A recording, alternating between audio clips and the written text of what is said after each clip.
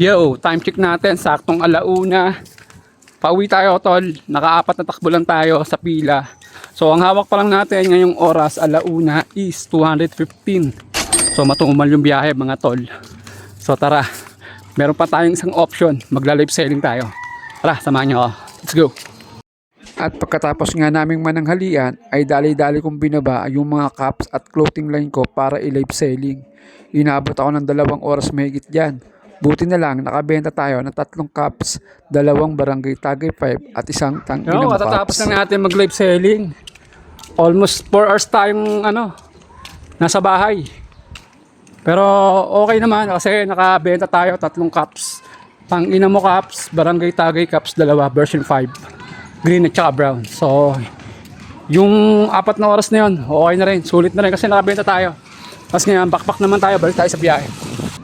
At dahil nga iniwan kong nakapila yan kanina, nagpalagpas lang ako ng isa tapos tayo na ang una. Kaya agad tayo nakatakbo, 3 pasahero, 45 pesos. Paw, magandang araw sa inyo mga bossing. May binibenta yung tropa na tricycle. Baka naghahanap ko yung tricycle mga bossing ko. Ano to? Yamaha? Hindi, Suzuki GD. Suzuki GD, ayan. Mga bossing ko. Walang issue, pare? Wala. Walang issue, ayan. Kompleto papel, ayan. Ito rin. Ano? Ito rin. Isa-is lang mga bossing. Ayan, kontakin nyo ako. Tapos ito rin, binibenta oh. Magkano to? 7. 17 yan mga bossing. Ito naman, TMX Honda. Walang issue? Oh, walang issue. Yung may-ari, meron. Lang hindi nakarehistro. Hindi nakarehistro daw. Sa akin parehas. May papel din rin nakarehistro. Oh, yun. Hindi nakarehistro.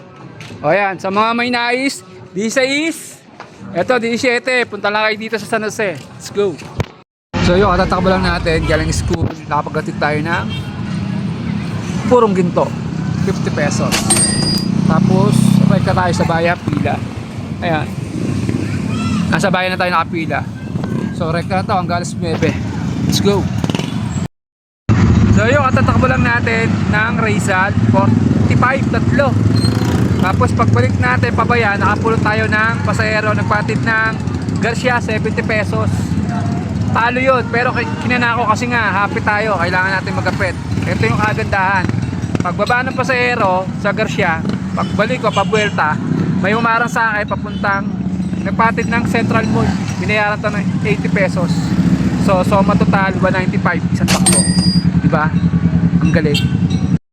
At habang nakapila nga tayo sa bayan, biglang nag-chat ang aking kumpare. So alam ko na to, papasundo to ng kanyang mga pamangkin sa kanyang bahay papuntang San Jose. So dali-dali ko siya nireplyan. Sige, okay pare. Let's go.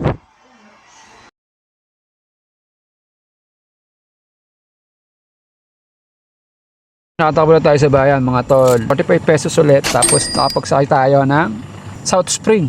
Ayan. Napagsakay tayo ng South Spring, 80 pesos. Ngayon, diretso naman tayo ng Altea sa may munisipyo. Susundo tayo. Let's go. Yo, time check natin. Kakarating lang natin. Galing tayong Altea. Na-drop off na natin yung mga bata. So, binayaran tayo ng 200. So, bumalik tayo dito sa bayan. Pumila tayo. Maaga pa naman. Ang oras natin ay alas 8:05. So, makakadalawa pa tayo hanggang alas 9. Yun, nakatakbo agad tayo, bossing, 70 pesos. Balik pa tayo ng pila, kaya pa yan. Yun, nakatakbo ulit tayo mga bossing, 50 pesos. Tapos pagbalik natin ng bayan, nakapulot tayo ng 30. Bali 80 pesos. Siguro ito na yung last trip natin. Mag-alas 9 na ata.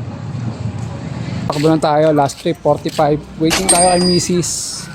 Pauwi pa lang si Mrs. Tapos ako, kakagarahe ko lang. Yun, pagarahin na tayo, ayan, kasabay ko na si Mrs.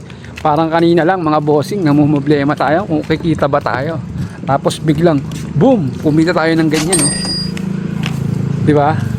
Parang laro lang ng ng Hinebra, never say die. Hanggat hindi tapos ang laban, huwag kang susuko, tol. Ibang iba talagang gumawa ng ways God. Ang galing, hindi ko alam kung saan galing yung mga pasahero kanina. Alam ko, naniniwala ako, hindi yun nagkataon lang. Alam ko, ginawa yung way ni God para kumita tayo. So, maraming salamat po, G. Paano? Bukas naman. Let's go! Pow! Sheesh!